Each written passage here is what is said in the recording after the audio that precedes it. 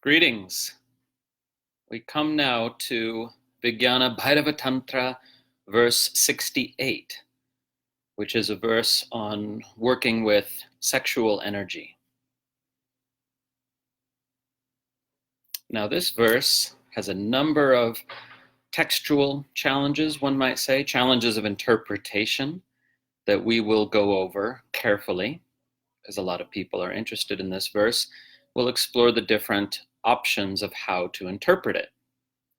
So first, the verse itself.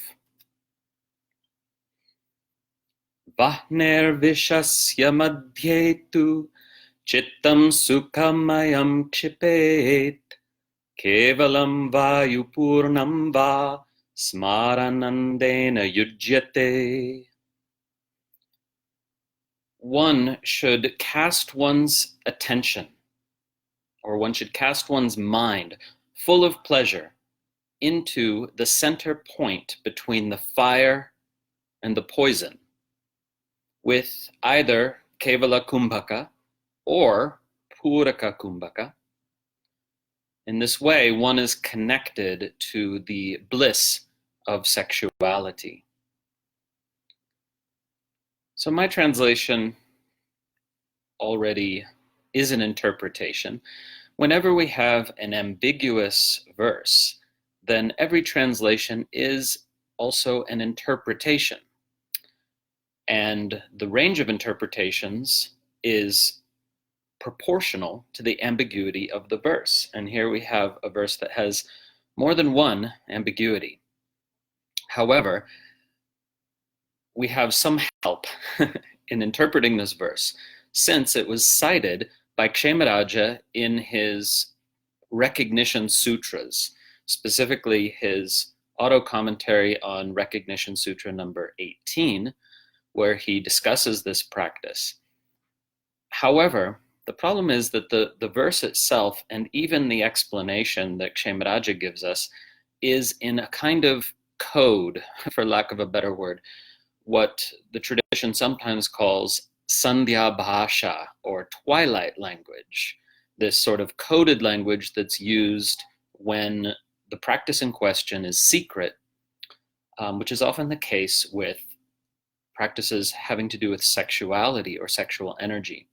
So there's really no way to interpret this verse, to even understand this verse, without the help of commentaries.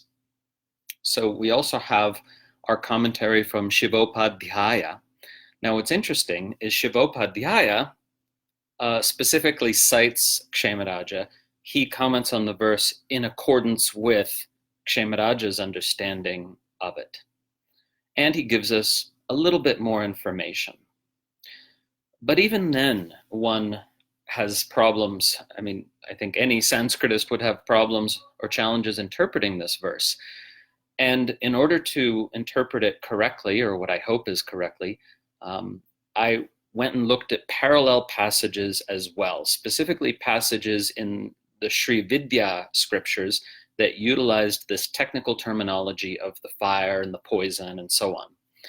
And there I was able to find more information that clarified the meaning of the practice, that helped me clarify what exactly this practice is, specifically by looking at the Vamakeshwari Mata of the Sri Vidya tradition, which, as you probably know, especially in its earlier days, Sri Vidya was a branch of Tantra that focused on sexual energy, not so much in its later incarnations, but even then to some extent. So anyway, this is just these prefatory remarks so that you understand some of the challenges that face anyone trying to interpret this verse. And those challenges are evident if you look at several different translations side by side. You see some different interpretations. Some of the translations out there are, I think we can say, definitely wrong. These are translators who didn't look at the commentaries and whose guesses about how to interpret the verse are not in line with the traditional interpretations. So that's something I want to be clear about, last prefatory remark, which is just because a verse has a range of possible interpretations, that doesn't mean every possible interpretation is valid. So you can have interpretations that are clearly wrong once you're digging into this terminology more deeply, even though there's multiple possible interpretations, any of which could be right. I hope that part makes sense. Because it's often the case that when the Sanskrit is ambiguous, people imagine they can interpret it any way they like, and that's not, in fact, the case. Okay, so let's look at the specific issues of interpretation here. Now, what we can be sure of is that the verse says one should cast or place one's mind, or could just mean attention here, in the center between the fire and the poison. Okay, so what are these technical terms or secret coded language? What does this actually mean? Well, again, from looking at multiple sources and multiple commentaries, we see that the fire, vahni, here refers to the so-called secret chakra, or the energy center, which is between the swadhisthana and the manipura. So our commentator Shivopadhyaya is very explicit about this, saying this is that secret center that is 4 finger widths below the navel inside the body. So for female-bodied people, that corresponds to the location of the cervix. Of course, we're talking about an energy center, not a physical structure, but it's coterminous with the cervix for female-bodied people. And in an analogous position for male-bodied people. So there's this center, which corresponds exactly to the location of the Dantian in Taoism, which is itself an interesting fact. It's called the Khanda in Sanskrit, and sometimes also called the secret place, guhyadhara. Okay, so that's the fire, right? And this center known as the fire should be activated by focusing prana shakti there. It should be activated in general in tantric yoga. This practice that you're doing here with sexual energy presumes that that center has already been activated to some degree. Okay, so what's the poison mean? Well, Kshamadagya indicates it's the place of pervasion, and it's the place of outflow. Okay, so for male-bodied people, this is corresponds to the tip of the penis. Now, why is it called poison? Well, this is, Kshamadagya says, no, you shouldn't take that literally. There's no poison involved here. It's just that this is the place from which the pervasion of pleasurable sensation emanates and spreads, and that if you get overly focused on this place, then it's poisonous in the sense that it distracts you or takes you away from the powerful opportunity of working with the sexual energy in such a way in this practice that it becomes sublimated, for lack of a better word, that it merges with the kundalini shakti in the central channel. Okay, so if you miss that golden opportunity, then that's too bad. This may be the sense in which the word poison is utilized. We don't want to get overly focused on the point of maximum physical pleasure here. Okay, so for female-bodied people, that corresponds to the clitoris, which we know anatomically is parallel to the tip of the penis, right? Because all fetuses start out female, as I hope you know. All embryos or early fetuses start out female, and then when the Y chromosome is active, then that clitoral structure becomes a penis in the male-bodied fetus. So it's really anatomically the same structure. So, but here, again, we're advised to place the mind or attention in that center between the fire and the poison. Okay, so what is that? What is that center in between? Fortunately, the Sri Vidya materials I looked at were totally explicit about this location, and it is the pelvic floor. So specifically for male-bodied people, it's the sort of, how do I describe it? Behind the scrotum, there's an area of the pelvic floor which enlarges and hardens a little bit with erection. So it's the part of the pelvic floor that is activated by blood influx during an erection. So you can feel that difference. So that is also known as the janmasthana. It goes by many names, and that is the center between the fire and the poison. For male-bodied people, the pelvic floor. And for female-bodied people, it's also the pelvic floor. But more exactly, it's not specified. Is the interior of the vaginal wall meant? Is the location sometimes called the G-spot meant? Is it the perineum? It's not explicit, but it's somewhere in there. Okay, so that is, again, the center. So it's not the point, specifically, it's not the point of maximum sensation. It's sort of pulled back from that point a little bit. Okay, the center between the fire and the poison. Now, that's where you place your attention in this practice. Now, the problem is, our main textual problem is this word or, va. Or, which or? Is it this? Is it the or of this or that or this or that? I'll explain. So one possibility is that one should place the mind full of joy or kevalaṃ by itself. So you see, the problem in the grammar is, where do we place the or? With which pair? Because there's more than one possible pair.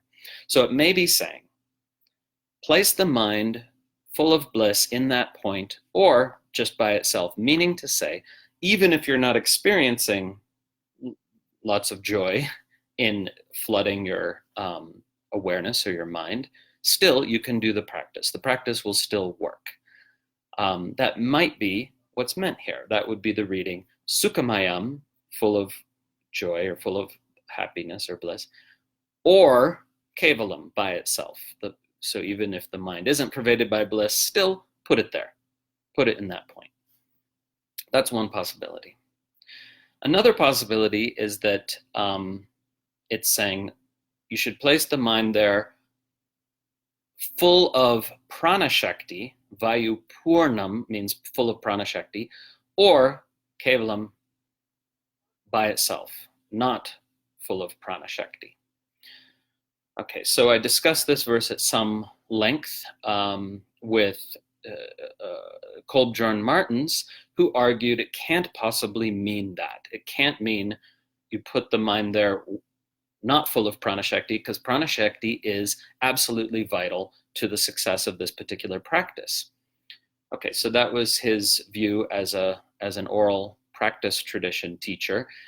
And Shivopadhyāya's commentary does seem to corroborate this, that's not what is meant, that prāṇa shakti is indeed crucial to this practice, the concentration of life force energy. Okay, so then what could it mean? If it doesn't mean full of prāṇa shakti or not, what could it mean? Well, a scholar that I talked to, a former mentor of mine, said, well, it could mean, as I have it in this translation, two different kinds of kumbhaka. Kevala-kumbhaka means pausing the breath, holding the breath at any point in the breath cycle, whereas vāyu-pūrṇa would mean pausing the breath after the end of a full inhale. So that could be the or here, that you pause the breath at any point or at the end of a full inhale. That's what I've gone with in the current translation that you see there. Okay. So for those of you wondering, well, wait a second, what's the actual practice? I'm coming to that. I will sum it up. I will give you a simple, clear, straightforward reading of the actual practice. the final phrase is, then one is conjoined with yujyate, the root yuj, which also gives us the word yoga, which sometimes means union or communion, right? One is conjoined with what? Smarānanda, the bliss of sexuality, or the bliss of romantic love, or the bliss of sexual love. This is also open to interpretation, but the word smara, which can mean, I'm afraid, obsession or infatuation, it's also a name for Kāmadeva, which is sort of like, it's the Indian god of love, sort of like the Western Cupid, if Cupid wasn't a silly-looking roly-poly cherub. There's a vague parallelism there, but Kāmadeva is a powerful deity, which makes sense because infatuation, sexuality, sexual attraction, these are powerful forces. And indeed, the commentator, Shivopadhyaya, glosses, meaning defines, Smarānanda as Kāmananda, the bliss of sensual or sexual desire. So he's very clear that that's what this means here. Okay, so what does this all add up to? Well, first of all, I want to say that there are several translations out there that give what I think is an inaccurate reading of this verse, where they're taking fire and poison as temporal moments in the cycle of sexual arousal, meaning those translations, apparently following Lakshmanju originally, take fire as the initial excitation of sexual energy and poison as orgasm, or at the end, or the release and reduction of sexual excitation. So it seems, on the basis of no primary source whatsoever, Lakshmanju came up with this idea that these are two moments in the cycle of sexual arousal, and you should place your attention between them, and sort of delay orgasm, and immerse in that excitation. Well, I don't think the verse supports that reading at all, and more importantly, when we look at these commentaries like by Kshemarāja and Shivopadhyaya, and when we look at the parallel sources, specifically these Srividya sources that use the same terminology, we do not see that reading. We see a reading of that fire and poison mean 2 points in the lower body, and therefore the point between is also an anatomical and energetic point. Okay. So having said that, now we come to a simple description of the practice itself. Now, it's always possible that I have misunderstood something here, but what I try to do is just keep working on it, keep drilling down until it gets clear, because it needs to be crystal clear what the actual practice is. When it comes to giving practice instructions, ambiguity is not permissible or workable. So having consulted all these sources and having thought about it and coming back to this textual problem over and over for years, this is what I have arrived at. And again, it possibly could be wrong, but certainly nobody out there has given a precise explanation of this practice yet. So hopefully that's exciting to finally get that out there. Okay, so the practice is this. When sexual energy is activated or aroused, and this could be on your own or with a partner. The verse says nothing about having a partner here. That comes in the next verse. It's a different practice. Nothing at all. There's nothing to indicate that it should be one way or the other. So when sexual energy is excited on your own or with a partner, then you can do this practice, okay? So you could be doing what the Taoists call self-cultivation, in other words, masturbation, self-pleasuring, or you could be with a partner. Now, this practice takes so much attention and focus that for many people it's going to be easier to do on their own, assuming they don't have any culturally internalized inhibitions against self-pleasuring. And if they do, it might be easier to do it with a partner, as long as there's an understanding, and here we're not connecting with each other, we're doing this energy practice. So sexual energy is excited as you near orgasm. Then you place your attention in that center between the so-called fire and so-called poison, i.e. the pelvic floor. You focus your attention on the pelvic floor, and then you pause the breath. You hold your breath anywhere in the breath cycle or after the end of a full inhale. Either way, doesn't matter. You can experiment with both if you like. So in my original reading of the verse, and this is documented in the book, The Recognition Sutras, you do this when you get close to orgasm. And oftentimes when you hold the breath, then the orgasm will retreat, and then you continue, then you release the breath again, continue with self-pleasuring or making love or whatever is actually happening. And then you do it again. When the orgasm approaches again, you again hold your breath. Now, the verse says nothing about orgasm. However, my thinking on it is to some extent influenced by the fact that a certain degree of breath retention, of oxygen deprivation or partial asphyxiation does intensify orgasm. This is now well known and well documented, and in the, sort of some BDSM sort of kink practices, people do that on purpose, where they partially asphyxiate themselves or their partner to intensify orgasm. That's not what's being taught here, of course. What's being taught here is that you should simply hold your own breath. You're not having someone else do this for you. And then you will be, remember, conjoined with the full intensity, the full bliss of your sexuality. I take that to mean an intensified orgasm.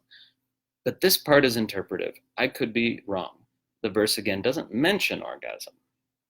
And indeed, there's just so many kind of points of subtly different possible interpretation that at the end of the day, all we can say for sure is you place your mind in that point at the pelvic floor, you place your attention there, you intensify awareness there, you really get absorbed in that point, and then you pause the breath, hold the breath, and you experience this intensified bliss. Now, almost every single practice in the Vijñāna-bhairava-tantra says some version of, if you do this, then it will aid your spiritual process that culminates in liberation. If you do this practice, it will result in, or at least facilitate, highest liberation. And this verse does not say this. Interestingly, this verse just says, you get conjoined with the bliss of sexuality. End of story, if we take it just, on its own, out of context. I don't think we can take it out of context, but it would seem that this verse contradicts my statements that I've made in many places, that tantric sexual practice is not about intensifying pleasure, but rather always about liberation. This verse would seem to contradict this. If it does, then it's the only verse that I'm aware of in the entire body of literature that is actually about intensifying pleasure through a sexual practice. But it's in the context of a liberation text, where again and again and again we're told this practice will facilitate your spiritual liberation. So I don't think we can really take it out of that context. Still, it's interesting. Okay. I hope everyone's clear. I'm going to look at the comments now and questions. I hope everyone's clear about what the actual practice is insofar as we can know it. And some people were in our Facebook group were right in pointing out We don't actually know if this is a practice that enjoins orgasm or not. It simply isn't mentioned. I was taking it as indeed enjoining orgasm, but who knows for sure. Okay. So, one more important part is that is some information that's added in the commentary. Okay, I know this video is already long, but it's really important, I think it's important, to nail down every detail that we can possibly extract about this ambiguous practice and this ambiguous verse. Okay, so that's what I'm coming to now. And the commentary does talk about the further result of this practice. Okay, so let me look at the commentary with you. Well, you don't have it, but this is Shivopadhyāya's commentary. And again, a lot of what he's doing here is just citing and rephrasing Kṣemaraja's statements, which you can read in the Recognition Sutras, chapter 18. But he does add a little bit more. So he talks about kundalini in his commentary, as indeed Kṣemaraja does. And he's not as specific as we would like, but he does imply that due to this practice of activating the sexual energy, that the energy will enter the central channel. Now, any energy that enters the central channel, any prāṇa that enters the central channel, merges with kundalini if kundalini is already awake or active. Okay, so you can't have different kinds of energy in the central channel. That's important. So if you manage to, as it were, draw this sexual energy, this intensified sexual energy into the central channel, it will merge with and augment kundalini shakti. So that is clear in the commentary. And we find this very interesting phrase in the commentary where he gives a reading of these terms that I had identified as problematic, kevalaṃ and vāyu-pūrṇaṃ. Now, kevalaṃ means by itself, literally, and vāyu-pūrṇaṃ again means filled with prāṇa shakti. But Shivopadhyāya gives a bit of a different reading, where kevalaṃ, he says, means aroha-varoha viṣaya-sambandha rahitam. That is, without connection to or dependence on the sense objects, then the problem is, how do we interpret aroha avaroha? Now, those words in Sanskrit simply mean descending and ascending. But what would it mean to say without connection to the sense objects of the ascending or descending?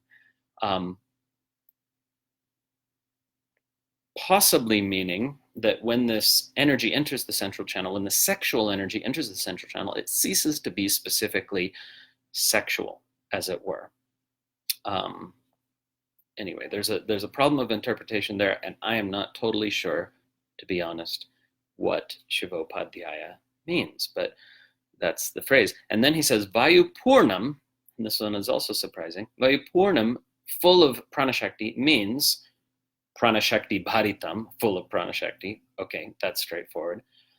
But then he says, in the form of the vowel-less power that rises suddenly in the central channel. Whoa, wait a second.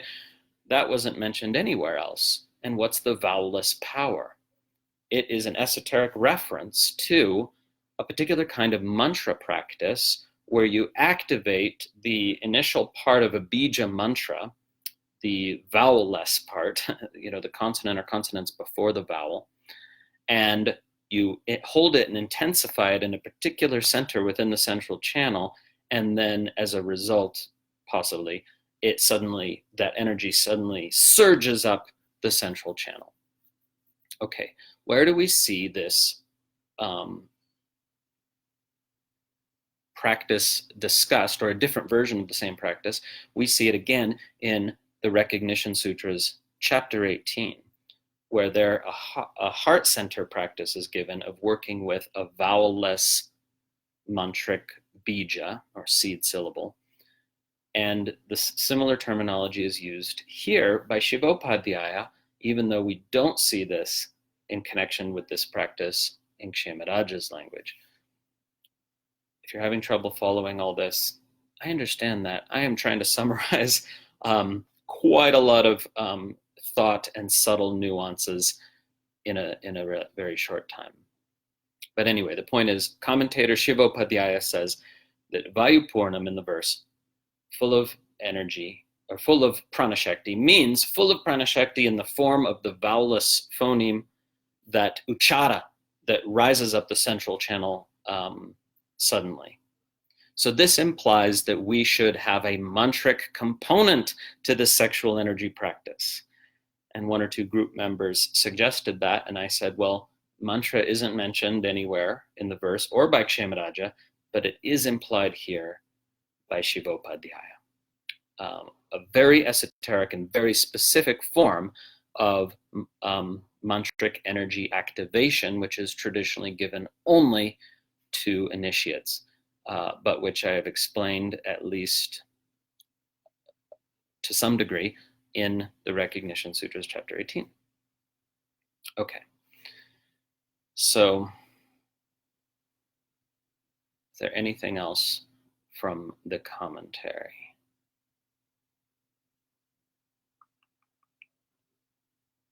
No, I think that's it.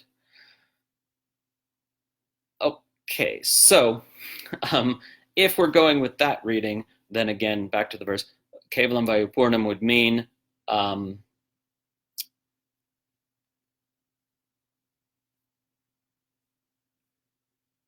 that one's attention focused in the pelvic floor could be infused with prāṇa shakti and this mantric energy. Sorry, I can't give more details about this in a public video. But again, read Recognition Sutras, chapter 18. Or it could be totally free of any kind of even impetus to try to raise that energy.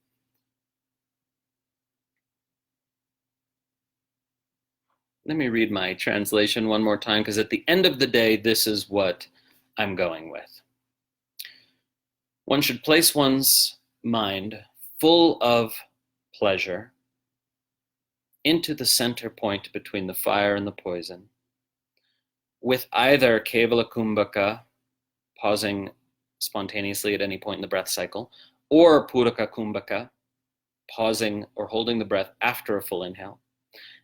And in this way, one will be conjoined with the bliss of sexuality.